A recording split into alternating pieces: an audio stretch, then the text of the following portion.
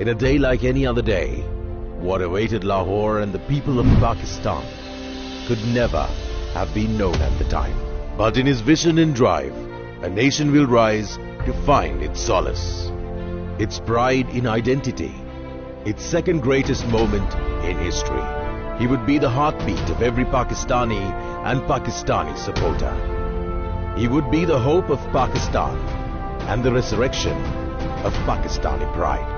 No other than Imran Khan, and he would lead Pakistan to glory twice.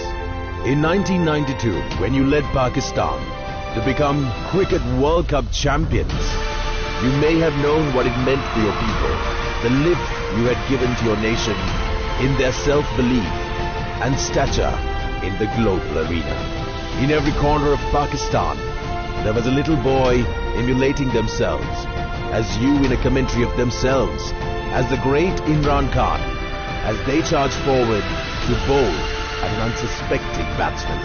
You were an inspiration to the whole of the Asian subcontinent, as we celebrated your win as one of us. Asia celebrated the win, as you showed the world, and Asia, we can win. Your name rang in the streets of Colombo as boys named themselves after you, in the backstreet games of cricket, and as they hoped that they would one day bring similar glory to Sri Lanka. Your second moment of reckoning for Pakistani pride. Once more, it is not just Pakistan that was inspired. You have unknowingly inspired a generation of Asians who hunger for a similar visionary leadership. Yours is not just for Pakistan, but the whole of Asia, as you remain an inspiration for many to follow. Sri Lanka is indeed honored to host you. Many a times we have done battle on the turf against you, but always a friend you have been. It is befitting your relationship with Sri Lanka, which also carries your highest wicket heist and your cricketing final test being against the Lankan Lions. But to share more on the inspiration and friendship we have always had towards you, a few words from those who know you. Your Excellency, welcome to our country. It's indeed an honor to have you in our midst this afternoon. It was way back in 1982 that I had the privilege of playing against you in Pakistan. I was a young 23-year-old and Sri Lanka was a fledgling test nation. But you were already a star at that time, and as youngsters we wanted to see what you do that separates the mortals from the great, which you were. After going through that series, I reflected and found that there were three attributes that I could account for your success. The first was your work ethic. I remember when we played the third test match in Lahore, where our nets were side by side.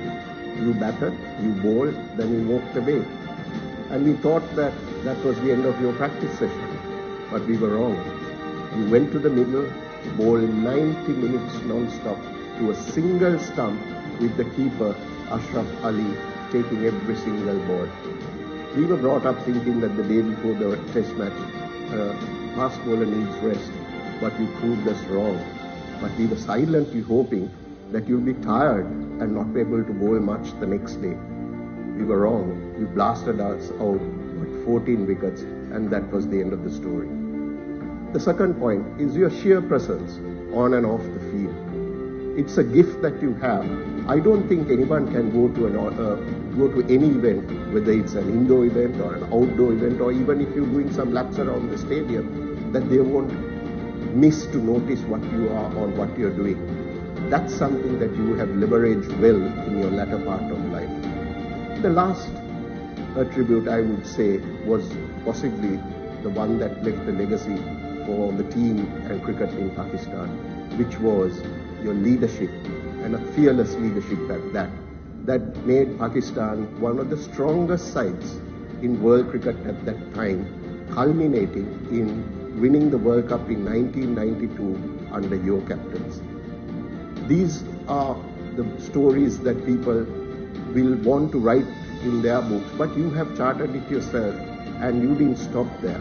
You then carried this through to your next phase of life, which was to serve the people and the nation of Pakistan.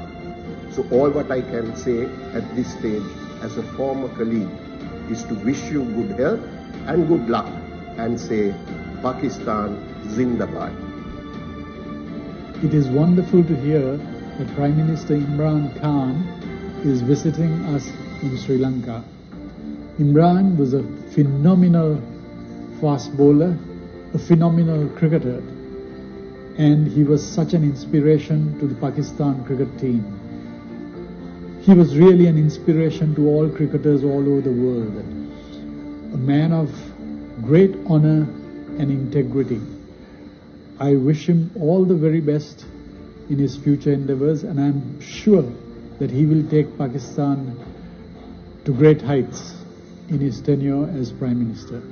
Mr. Prime Minister, first of all, let me welcome you to my motherland, Sri Lanka. You have always been a role model and a fierce competitor on the cricket field. I remember the day when I scored that 6 over square leg to reach my first Test 100, and that was against you. But for me, the most admired and appreciative thing about you has been the humanitarian part, which has really given the people of Pakistan the benefit over the years. Hence, I would like to wish you and your government all the very best in your future endeavors.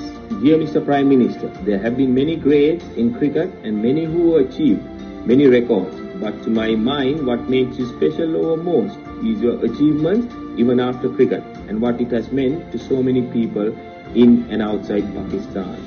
First, in cricket, you inspired Pakistan and Asia. Now as the Premier of Pakistan, you inspire even more.